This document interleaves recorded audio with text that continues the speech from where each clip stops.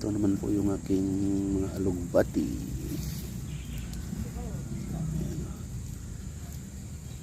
Lumago na siya nung umulan.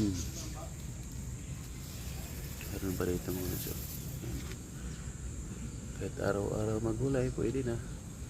Tapos may pinakit ako doon. Malapit sa Dagunpro. Ayan po.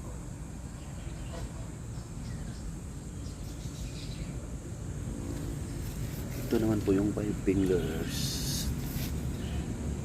Kinuhanan ko nung isang